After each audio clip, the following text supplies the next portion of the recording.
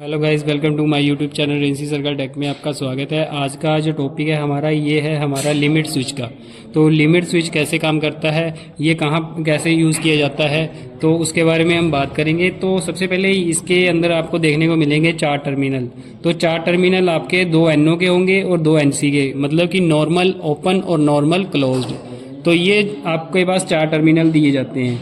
तो यहाँ पे आपको लिखा भी हुआ है यहाँ पे NC और NO और NC, इस तरीके से। अब इसको क्या करेंगे, सबसे पहले चेक करना है। तो चेक करने के लिए एक सिंपल सा तरीका होता है। अगर ये आपको साउंड दे रहा है ये इस तरीके से, इसको दबाने से। एक होता है लीवर, ये जो होता है लीवर को इस तरीके से भी यूज़ किया जाता है, और दूसरा जो होता है लीवर को इस तरीके से पुश करने वाला भी आपका लिमिट स्विच आता है। तो लिमिट स्विच ये जो है हमारा पुश करने वाला लिमिट स्विच है। एक आता है आपका लीवर जो है उसको आगे पीछे मूव करना पड़ता है। तो यहाँ पे पहले हम क्या करेंगे, इसके टर्मिनल चेक करेंगे।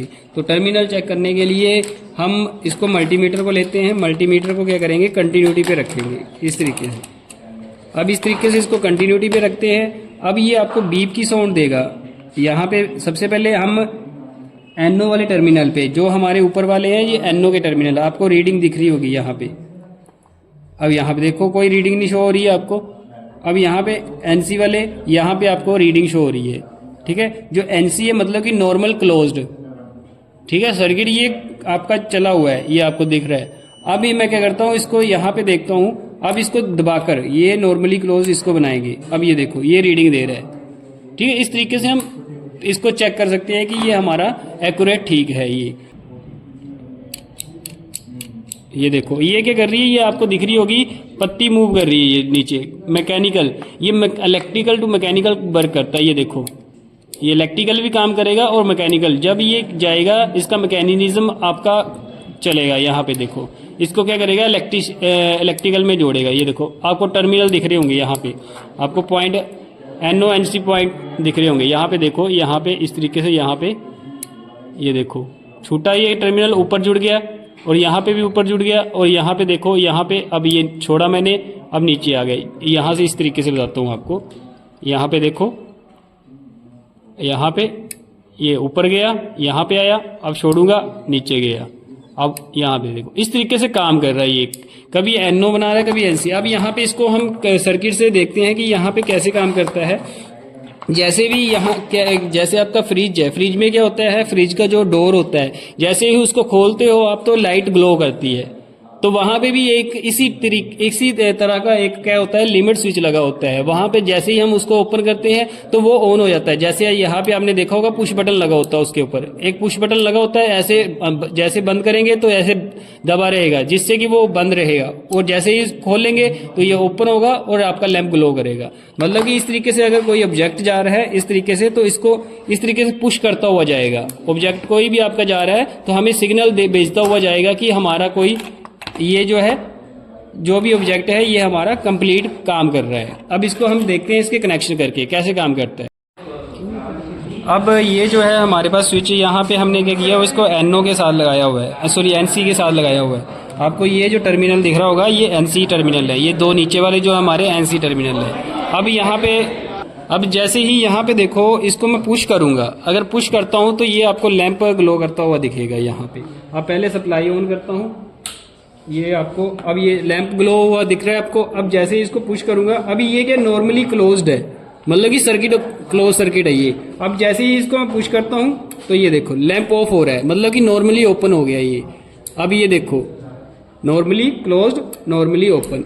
तो इस तरीके से ये पुश करेगा, जैसे ही कोई ऑब्जेक्ट आएगा तो ये इस तरीके से काम करेगा। अब आपको मैं NC के भी बताता हूँ NC कैसे काम करता है।